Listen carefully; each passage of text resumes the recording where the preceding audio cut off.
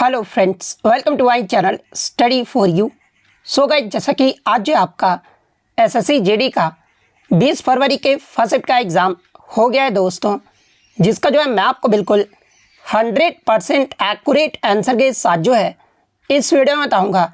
तो देख लेते हैं कि किस प्रकार के जो है आज आपके 20 फरवरी के फर्स्ट शिफ्ट के एग्ज़ाम में जो है प्रश्न पूछे गए हैं। उससे पहले एक बात और दोस्तों, कि जिन्होंने भी अगर चैनल को सब्सक्राइब नहीं किया है तो एसएससी जीडी एग्ज़ाम से रिलेटेड पर्पल की अपडेट के लिए जो है चैनल को सब्सक्राइब ज़रूर कर दीजिएगा। और बगल में ही आपको एक बेल आइकन यानी घंटे का निशान भी दिख रहा होगा, तो आप उसे भी जो है ज़रूर प्रेस कर दीजिएगा। तो चलिए वीडियो को स्टार्ट करते हैं। तो आपका पहला क्वेश्चन आया था कि मोहिनीअट्टम जो है ये किस राज्य का जो है एक शास्त्रीय नृत्य है। तो देखिए, मोहिनीअट्टम और कथकली की बात कर ले तो ये जो आपका केरल राज्य का जो है एक शास्त्रीय नृत्य है, तो केरल आपका करेक्ट आंसर होगा। इसके अलावा मैं आपको बता दूं कि संगीत नाटक एकेडमी के अकॉर्डिंग भारत में 8 शास्त्रीय नृत्य को दर्जा प्रदान किया गया है। और वो 8 शास्त्रीय नृत्य कौन कौन से हैं? तो देखिए, पहला आपका भरतनाट्यम है जो कि आपका तमिलनाडु राज्य का एक शास्त्रीय नृत्य है। कथकली केरल का है। कथक की बात कर ले तो ये आपका उत्तर भारत उत्तर प्रदेश का है। ओडिसी की बात कर ले तो ये आपका उड़ीसा राज्य का है। मणिपुरी की बात करें तो ये आपका मणिपुर का है। मोहिनीअट्टम जो ये आपका केरल राज्य का है। कुचिपुड़ी ये आपका आंध्र प्रदेश का है। और सत्रिया नृत्य जो ये आपका असम राज्य का जो है एक शास्त्रीय नृत्य है। तो ये फैक्ट भी आपको ध्यान में रखना है। बाकी फर्दर इसको एक्सप्लेन करें तो सबसे पहले मैं आपको ये बता दूं कि कोई भी एग्ज़ाम के लिए अगर आप प्रिपरेशन कर रहे हो ना, तो आप जो है कंपटीशन में जो, या आप अगर टेस्ट सीरीज़ नहीं दे रहे हो तो कंपटीशन में जो आप बिल्कुल जो है वो पीछे रह जाओगे। और आपको टेस्ट सीरीज़ लगाना जो है क्यों इंपॉर्टेंट है वो मैं आपको बता देता हूँ। सबसे पहले तो आपको एरिया ऑफ इम्प्रूवमेंट पता चल जाएगा कि आपका किस एरिया का जो है आपको सबसे ज़्यादा इम्प्रूवमेंट देखने को मिलेगा। उसके बाद आपका रैंक पता चल पाएगा। उसके बाद आपको क्वेश्चन का एनालिसिस करने का जो है वो एक आइडिया हो जाएगा कि क्वेश्चन को किस प्रकार से जो वो टैकल करना होता है। इस प्रकार से आपका स्पीड भी जो आपका इंक्रीज हो वो देखने को मिलेगा, क्योंकि जब आप एग्जाम दोगे तो आपको पता है कि एग्जाम का प्रेशर रहता है और टाइम मैनेजमेंट जो है बच्चे नहीं कर पाते हैं। इसलिए मैं आपको रिकमेंड करता हूँ कि आप टेस्ट सीरीज़ लगाया करो, जिससे आपका स्पीड भी जो है वो इंक्रीज जो वो हो जाता है। और टाइप ऑफ क्वेश्चन किस प्रकार का आता है, इस प्रकार का आइडिया भी जो आपको देखने को मिल जाएगा, जो कि आपको सारे टेस्ट सीरीज से ही जो ये आपके पता जो वो चलते हैं। तो चलो आज से ही आपको टेस्ट सीरीज़ लगाते हैं। मैं तो आपको यही रिकमेंड करूँगा कि आप आज से जो आप टेक्स्ट बुक पास जो वो ले लो। 1 पास आपका एश ऑल एग्ज़ाम के लिए जो है 80,000 से आपको ज़्यादा मॉक टेस्ट और 800 प्लस एग्ज़ाम, इसके अलावा 27 lakh plus active text book pass user भी जो है ये 12 प्लस लैंग्वेज में जो वो दे सकते हैं। और टेक्स्ट बुक पास अगर प्रो आप ले लेते हो ना, टेक्स्ट बुक पास प्रो, तो आपको जो है प्रीवियस ईयर के भी जो है सारे क्वेश्चन जो वो देखने को मिल जाएंगे। और प्रीवियस ईयर से ही आप देख सकते हैं कि बहुत सारे प्रश्न जो आपको देखने को मिल रहे हैं, तो वहाँ से आप प्रीवियस ईयर के मॉक और साथ एक्स्ट्रा फैक्ट भी जो है आपको सारा कुछ जो वो देखने को मिल जाएगा। और आपका जो है सेल भी चल रहा है अभी, ठीक है। तो अगर आप मेरे कूपन कोड जो कि आपका STY4 है, तो अगर आप इस कूपन कोड से अगर आप परचेज़ करते हो तो आपको जो यहाँ पर प्रो भी जो है वो देखने को मिल जाएगा। तो आपको यहाँ पर लिंक जो आपको डिस्क्रिप्शन में दे दिया गया है, तो आप वहाँ से जाके जो है एनरोल भी जो वो कर सकते हैं। अब हम लोग नेक्स्ट क्वेश्चन की ओर आगे बढ़ते हैं। तो नेक्स्ट क्वेश्चन आपका यहाँ पर आया था कि 2011 की जनगणना के अनुसार भारत का बाल लिंगानुपात जो है ये कितना रहा था। तो देखिए, 2011 की जनगणना के अनुसार भारत का जो बाल लिंगानुपात है ना, ये आपका 919 रहा था। तो 919 आपका करेक्ट आंसर होगा। इसके अलावा बात कर ले 2001 की जनगणना के अकॉर्डिंग अगर पूछा जाए तो देखिए, बाल लिंगानुपात जो है ना ये आपका 927 रहा था। तो ये पॉइंट भी आप ध्यान में रखिएगा। और 2011 की जनगणना के अनुसार सबसे अधिक बाल लिंगानुपात किस राज्य का रहा था? तो ये आपका अरुणाचल प्रदेश का रहा था, जो कि आपका 972 रहा था। उसके बाद दूसरे और तीसरे स्थान पे जो ये आपका मिजोरम और मेघालय रहा था। मिजोरम और मेघालय का जो बाल लिंगानुपात है ना ये आपका 970 रहा था। तो ये पॉइंट भी आप ध्यान में रखिएगा। और सबसे कम बाल लिंगानुपात वाला राज्य कौन सा रहा था? तो ये आपका हरियाणा राज्य रहा था। हरियाणा राज्य का जो बाल लिंगानुपात है ना प्रति 1000 पुरुषों पर ये जो आपके 834 बच्चे थे। तो ये पॉइंट भी आप ध्यान में रखिएगा। नेक्स्ट आपका यहाँ पर आता है कि भारतीय वित्तीय प्रणाली कोड IFSC का जो ये आपका फुल फॉर्म होता है, यानी IFSC कोड के जो है कितने अंकों का जो ये आपका होता है। तो देखिए, IFSC कोड की बात कर ले तो ये आपका 11 अंकों का जो है एक संयोजन होता है, जिसे किसी बैंक की शाखा की जो है विशिष्ट पहचान के लिए जो ये आपका बनाया जाता है। तो 11 आपका यहाँ पे करेक्ट आंसर होगा। इसके अलावा मैं आपको बता दूं कि IFSC कोड के पहले जो 4 अक्षर है ना ये क्या दर्शाते हैं, ये भी एग्जाम में पूछा जाता है। तो देखिए, IFSC कोड के जो पहले जो जो 4 अक्षर होते हैं ना, ये आपके 4 अक्षर बैंक के प्रतिनिधित्व जो वो करते हैं, और अंतिम जो 6 अंक जो होता है ना, ये शाखा का जो ये आपका प्रतिनिधित्व करता है। एग्जाम्पल के तौर पर अगर मैं बात कर लूँ तो देखिए, आप भारतीय स्टेट बैंक का आप देखे होंगे 11 अंकों का IFSC कोड होता है, और पहले 4 अंक देखोगे ना तो ये आपका SBIN होगा, जो कि आपका SBIN जो होता है ये क्या होता है, तो ये आपका बैंक का प्रतिनिधित्व करता है। और ये जो 6 अंक होते हैं ना, ये आपका एक विशिष्ट शाखा का कोड का जो है ये आपका प्रतिनिधित्व करते हैं। तो ये फैक्ट भी आपको ध्यान में रखना है।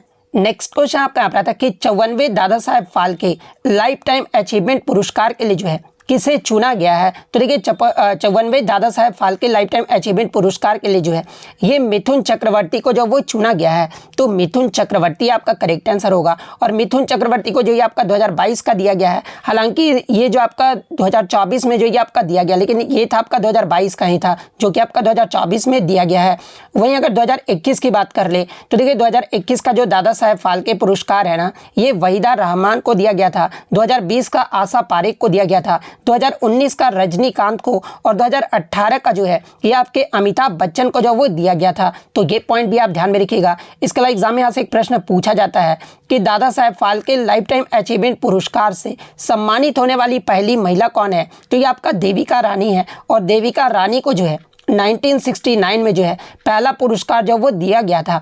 इसके अलावा भारत सरकार के किस मंत्रालय के द्वारा जो है Dada Saheb Phalke life time achievement पुरस्कार की स्थापना की गई थी। तो ये आपका 1969 में जो है केंद्रीय सूचना एवं प्रसारण मंत्रालय के द्वारा जो है इसकी स्थापना जो वो किया गया था। तो ये पॉइंट भी आप ध्यान में रखिएगा। भारत में सिनेमा के क्षेत्र में कौन सा आपका सर्वोच्च पुरस्कार जो ये माना जाता है, तो ये आपका Dada Saheb Phalke life time achievement पुरस्कार जो वो माना जाता है। और Dada Saheb Phalke life time achievement पुरस्कार विजेता को जो है ये कितने नगद पुरस्कार जो वो दिए जाते हैं, तो इसमें आपके 10 लाख रुपए के साथ एक स्वर्ण कमल पदक और एक शॉल भी जो वो दिया जाता है। तो ये सारे फैक्ट जो आपको ध्यान में रखना है। नेक्स्ट आपका यहाँ पर क्वेश्चन आया था कि नीरज चोपड़ा ने स्वर्ण पदक 2018 में जो है किस खेल में जो वो जीता था। तो देखिए, नीरज चोपड़ा ने जो है जो आपका 2018 का जो एशियन गेम्स हुआ था ना, उसमें जो आपका नीरज चोपड़ा के द्वारा ये जो आपका गोल्ड मेडल जो वो जीता गया था। तो 2018 का एशियन गेम्स आपका करेक्ट आंसर होगा। इसके अलावा बात कर ले 2018 का एशियन गेम्स ये कहाँ पर आयोजित किया गया था, तो ये आपका जकार्ता में हुआ था। और नीरज चोपड़ा जो है ये आपके भाला फेंक से जो वो संबंधित है। और 2024 का जो आपका पेरिस ओलंपिक हुआ है, इसमें नीरज चोपड़ा ने जो ये सिल्वर मेडल यानी रजत पदक जो वो जीते हैं। तो ये फैक्ट भी आपको ध्यान में रखना है। नेक्स्ट आपका क्वेश्चन आया था कि मौलिक अधिकार का वर्णन जो है ये किस अनुच्छेद से किस अनुच्छेद तक किया गया है। तो देखिए, फंडामेंटल राइट्स का जो वर्णन है ना, ये आपका भारतीय संविधान के भाग 3 और अनुच्छेद 12 से 35 तक जो वो किया गया है। तो अनुच्छेद 12 से 35 आपका करेक्ट आंसर होगा। और देखिए, मैं आपको बता दूं कि संविधान के भाग 3 को ही जो है ये भारत का मैग्ना कार्टा भी जो वो कहा जाता है। तो ये पॉइंट भी आपको ध्यान में रखना है।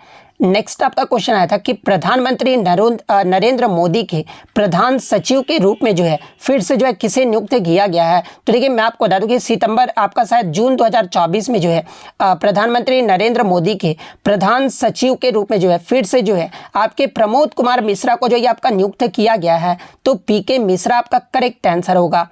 नेक्स्ट आपका क्वेश्चन यहाँ पर आया था कि सरोजा वैद्यनाथन, जिन्हें 2002 में पद्मश्री और 2013 में जो इन्हें पद्म विभूषण अवार्ड से सम्मानित किया गया था, ये जो आपके किस शास्त्रीय नृत्य से संबंधित है। तो देखिए, सरोजा वैद्यनाथन की बात कर ले तो ये जो आपके भरतनाट्यम नृत्य से संबंधित है। तो भरतनाट्यम आपका करेक्ट आंसर होगा। नेक्स्ट आपका क्वेश्चन आया था कि भारत को आत्मनिर्भर बनाने और बाहरी आक्रमण और आर्थिक बाधाओं के कारण रक्षा और विकास पर ध्यान केंद्रित करने के उद्देश्य से कौन सी पंचवर्षीय योजना जो ये आपका लाया गया था। तो देखिए, भारत को आत्मनिर्भर बनाने और बाहरी आक्रमण और आर्थिक बाधाओं के कारण रक्षा और विकास पर ध्यान केंद्रित करने के उद्देश्य से जो है ये आपका तीसरी पंचवर्षीय योजना जो ये आपका लाया गया था। तो तीसरी पंचवर्षीय योजना आपका करेक्ट आंसर होगा। और तीसरी पंचवर्षीय योजना की जो अवधि है ना, ये आपका 1961 से लेकर जो है ये आपका 1966 तक रहा था। और चौथी पंचवर्षीय योजना की जो अवधि है ना, ये आपका 1969 से लेकर जो है ये आपका 1969 से लेकर जो है 1974 तक रहा था। नेक्स्ट अगर बात कर ले तीसरी पंचवर्षीय योजना का लक्षित वृद्धि दर कितना रखा गया था, तो ये आपका 5.6% रखा गया था। जबकि वास्तविक विकास दर जो है ना, ये केवल आपका 2.4% ही जो वो देखने को मिला था। तो ये पॉइंट भी आप ध्यान में रखिएगा। नेक्स्ट आपका क्वेश्चन आया था कि व्हाट इज इकोलॉजिकल नीचे यानी पारिस्थितिकी आला जो है ये क्या होता है। तो देखिए an ecological niche is the role and position of a species with an ecosystem, यानी पारिस्थितिकी आला जो है एक पारिस्थितिकी तंत्र के भीतर एक प्रजाति की भूमिका और स्थिति होती है। और वहीं अगर दूसरे शब्दों में बात कर ले तो देखिए पारिस्थितिकी आला जो है ना, ये किसी जीव या प्रजाति की अपने पर्यावरण में भूमिका और स्थिति को ही जो है आपका कहा जाता है। तो ये वाला ऑप्शन आपका यहाँ पे करेक्ट आंसर होगा। नेक्स्ट आपका यहाँ पर आता है कि गॉडगिल फॉर्मूले का जो इस्तेमाल है ना, ये किसके लिए जो वो किया जाता है। तो देखिए भारत में राज्यों को केंद्र सरकार से मिलने वाली सहायता तय करने के लिए जो है गॉडगिल फार्मूले का इस्तेमाल जो वो किया जाता है। और इसे गॉडगिल फार्मूले को जो है आपका 1969 में जो वो विकसित किया गया था। और ये फार्मूला जो है आपका चौथी और पांचवी पंचवर्षीय योजना में जो वो लागू किया गया था। अब बहुत सारे बच्चे बोलेंगे कि सर गॉडगिल फार्मूले को थर्ड पंचवर्षीय योजना में लागू किया गया था, तो ये आप ध्यान में रखिएगा कि चौथी और पांचवी पंचवर्षीय योजना में जो है इसे लागू किया गया था। और ये जो आपका ये वाला ऑप्शन जो है ना, आपका यहाँ पे करेक्ट आंसर होगा। नेक्स्ट आपका क्वेश्चन यहाँ पर आया था कि आत्मनिर्भर भारत अभियान मिशन जो है ये किस वर्ष में शुरू किया गया था। तो देखिए आत्मनिर्भर भारत जो मिशन है ना, ये आपका मई 2020 में जो ये आपका शुरू किया गया था। और इसका जो उद्देश्य था ये भारत को आत्मनिर्भर बनाना था। और प्रधानमंत्री नरेंद्र मोदी के द्वारा महामारी के समय में देश की सहायता के लिए जो है 20 लाख करोड़ रुपए के आर्थिक पैकेज की घोषणा भी जो वो किया गया था। तो ये पॉइंट भी आप ध्यान में रखिएगा। तो सिर्फ आपसे ईयर पूछा गया था, तो 2020 आपका करेक्ट आंसर होगा। नेक्स्ट आपका यहाँ पर आता है कि सिंधु नदी भारत में कहाँ से प्रवेश करती है। तो देखिए सिंधु नदी जो है ना, ये भारत में लेह के रास्ते से जो ये आपका प्रवेश करती है। और ये नदी जो आपका तिब्बत के मानसरोवर झील के पास से जो ये आपका निकलता है और ये आपका पश्चिम की ओर बहती हुई भारत में जो ये आपके प्रवेश जो वो करती है। तो लेह लद्दाख आपका करेक्ट आंसर होगा। नेक्स्ट आपका क्वेश्चन यहाँ पर आया था कि लंदन में अभिनव भारत के जो संस्थापक है ना, ये कौन थे। तो देखिए लंदन में अभिनव भारत के जो संस्थापक थे ना, ये आपके विनायक दामोदर सावरकर थे। तो विनायक दामोदर सावरकर आपका करेक्ट आंसर होगा। नेक्स्ट आपका क्वेश्चन आया था कि मुख्य निर्वाचन आयुक्त यानी चीफ इलेक्शन कमिश्नर का जो है कार्यकाल कितने वर्षों का होता है। तो देखिए मुख्य निर्वाचन आयुक्त का जो कार्यकाल है ना, ये आपका 6 वर्ष या 65 वर्ष जो भी आपका पहले हो जाए, ये जो इनका कार्यकाल होता है। तो ये वाला ऑप्शन आपका करेक्ट आंसर होगा।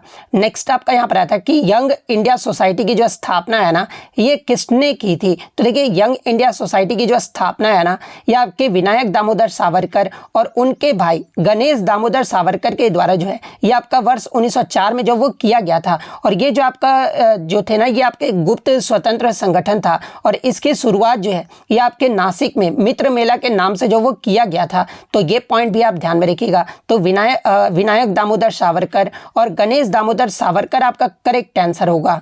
नेक्स्ट आपका यहाँ पर आता है कि कोणार्क नृत्य उत्सव भारत के किस राज्य में मनाया जाता है। तो देखिए कोणार्क नृत्य उत्सव की बात कर ले तो ये आपका उड़ीसा राज्य में मनाया जाता है। और ये जो आपका उड़ीसा के कोणार्क में सूर्य मंदिर के सामने कोणार्क नृत्य उत्सव नामक जो है 5 दिवसीय नृत्य महोत्सव का आयोजन जो वो किया जाता है। यानी अगर पूछा जाए कि कोणार्क नृत्य उत्सव जो है ये आपके कितने दिनों का जो है ये आपका नृत्य महोत्सव है, तो ये आपका 5 दिनों का जो है आपका नृत्य महोत्सव है। और ये जो आपका 1986 से हर साल जो है 1 से 5 दिसंबर तक जो ये आपका आयोजित किया जाता है। तो ये पॉइंट भी आप ध्यान में रखिएगा। इसके अलावा एग्जाम में यहाँ से प्रश्न पूछा जाता है कि कोणार्क के सूर्य मंदिर को जो है यूनेस्को के द्वारा विश्व विरासत स्थल का दर्जा कब दिया गया था। तो ये आपका 1984 में जब वो दिया गया था। और उड़ीसा का एक आपका प्रसिद्ध त्योहार है जिसका नाम आपका जगन्नाथ रथ यात्रा है। तो ये सारे फैक्ट जो आपको ध्यान में रखना है। नेक्स्ट आपका यहाँ पर आता है कि सको को जो है और किस नाम से जाना जाता है। तो देखिए सको को जो है ये आपका सीथियन और इंडो सीथियन के नाम से भी जो वो जाना जाता है। और ये जो आपके शक थे ना, ये आपके ईरानी खानाबदोश लोगों का जो एक समूह था। और ये जो आपके मध्य एशिया से आए थे। सको ने 2री शताब्दी ईसा पूर्व से 4ठी शताब्दी ईस्वी तक जो है उत्तर पश्चिम भारत में जो ये शासन किए थे। तो सीथियन और इंडो सीथियन आपका यहाँ पे करेक्ट आंसर होगा। नेक्स्ट आपका यहाँ पर आता है कि स्लम डॉग मिलियनेयर से आपका प्रश्न पूछा गया था कि स्लम डॉग मिलियनेयर के लिए ऑस्कर किसने जीता है, या फिर स्लम डॉग मिलियनेयर में जो गाना है ना जय हो, इस गाने को जो है ये किसने गाया। दोनों में से कोई एक प्रश्न आपका पूछा गया था। तो देखिए दोनों का जो आपका आंसर होगा ना, ये आपका AR रहमान होगा। तो AR रहमान आपका करेक्ट आंसर होगा। इसके अलावा मैं आपको बता दूं कि AR रहमान जो है आपका स्लम डॉग मिलियनेयर के लिए जो है इन्हें ऑस्कर जो वो दिया गया था। और इन्हीं गाने के लिए जो है 2 ऑस्कर पुरस्कार जो वो दिया गया था। इसके अलावा मैं आपको बता दूं कि स्लमडॉग मिलियनेयर में जय हो गाने के लिए जो है इन्हें ग्रैमी पुरस्कार से भी जो वो सम्मानित किया गया था। तो ये फैक्ट भी आपको ध्यान में रखना है। तो ये आपके जीके जीएस के जो है 18 क्वेश्चन मुझे मिले थे। 19वां क्वेश्चन में अगर बता दूं तो देखिए 19वां क्वेश्चन जो आया था ना, ये आपका 2022 या फिर 2023 का एग्जैक्ट बच्चों द्वारा मुझे नहीं मिल पाया है कि 2022-23 का खो खो चैंपियनशिप से आपका जो है कोई प्रश्न पूछा गया था। और 20वां जो आपका प्रश्न था ना, एक आपका साइंस से जो वो पूछा गया था। तो 20वां और 19वां क्वेश्चन जो मुझे नहीं मिल पाया था, एग्जैक्ट नहीं मिल पाया था, लेकिन मैं फिर भी आपको बता दिया हूँ, अगर एग्जाम देकर आएंगे तो ईजिली जो वो आप जो है वो टैकल कर लेंगे, ठीक है। वहीं अगर आप हिंदी की बात कर ले तो हिंदी में जो है आपका यहाँ पर संकीर्ण शब्द का विलोम शब्द आया था। तो देखिए संकीर्ण शब्द का जो विलोम शब्द होता है ना, ये आपका विस्तीर्ण होता है, तो विस्तीर्ण आपका करेक्ट आंसर होगा। नेक्स्ट आपका प्राकृतिक शब्द का विलोम शब्द आया था। तो देखिए प्राकृतिक शब्द का जो विलोम शब्द होता है ना, ये आपका कृत्रिम होता है, तो कृत्रिम आपका करेक्ट आंसर होगा। अंक शब्द का अनिकार्थी शब्द आया था। तो देखिए अंक शब्द के जो अनिकार्थी शब्द होते हैं, ये आपका संख्या होता है, चिन्ह होता है, इन सभी ये सभी जो होते हैं ना आपके अंक शब्द के अनिकार्थी शब्द होते हैं। तो इनमें से आपका जो भी ऑप्शन में दिया गया होगा वो आपका करेक्ट आंसर होगा। इसके अलावा जो है आपका अपकिरण शब्द का विलोम शब्द आया था। तो देखिए अपकिरण शब्द का जो विलोम शब्द होता है ना, ये आपका संकलन होता है, तो संकलन आपका करेक्ट आंसर होगा। बादल का पर्यायवाची शब्द आया था। तो देखिए बादल के जो पर्यायवाची शब्द होते हैं आपके मेघ होते हैं, जलधर होते हैं, इसके अलावा पयोद होता है, पयोधर होता है, धन इसके अलावा घन होता है, नीरद, सारंग, वारिद, अभ्र और अभ्र होता है। तो इनमें से आपका जो भी ऑप्शन में दिया गया होगा वो आपका करेक्ट आंसर होगा। नेक्स्ट अगर बात कर ले अकड़ दिखाना मुहावरे का अर्थ आया था। तो देखिए अकड़ दिखाना मुहावरे का जो अर्थ होता है ना, ये आपका घमंड या फिर सेखी दिखाना होता है। तो इन दोनों में से जो भी ऑप्शन में दिया गया होगा वो आपका करेक्ट आंसर होगा। इसके अलावा जो आपका पितृत्व शब्द का तत्सम शब्द आया था। तो देखिए पितृत्व शब्द का जो तत्सम शब्द होता है ना, ये आपका पितृत्वम होता है, तो पितृत्वम आपका करेक्ट आंसर होगा। नेक्स्ट आपका निर्मल शब्द का विलोम शब्द आया था। तो देखिए निर्मल शब्द का जो विलोम शब्द होता है ना, ये आपका मलिन होता है, तो मलिन आपका करेक्ट आंसर होगा।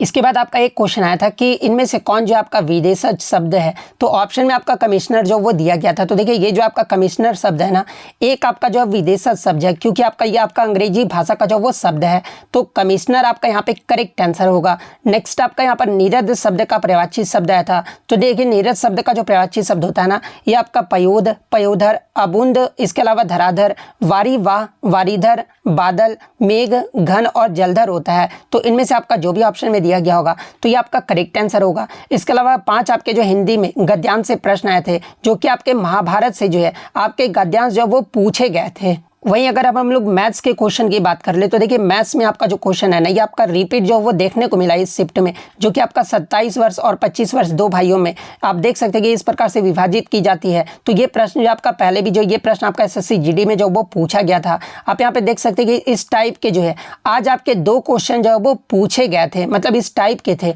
उसके बाद आपका यहाँ पर देख सकते हैं रीमा के पास इतने रुपये हैं, उसकी 2 बेटियाँ के 16 और 17 वर्ष की है, उससे उन्हें इस प्रकार के आपका मैथ्स का क्वेश्चन आपको देखने को मिला था।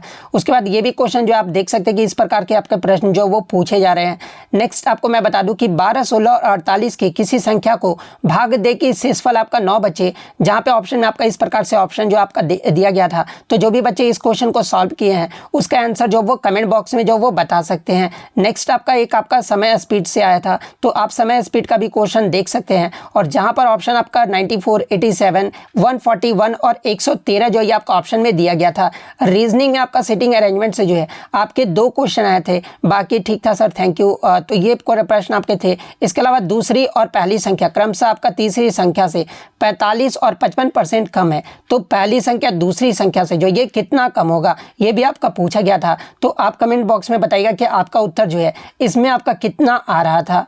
नेक्स्ट अगर बात कर ले तो देखिए नेक्स्ट में आपका 20, 40, 160 और 195 का जो है ये आपका LCM जो वो आपका पूछा गया था, जिसमें शेष आपका 9 जो वो बचेगा।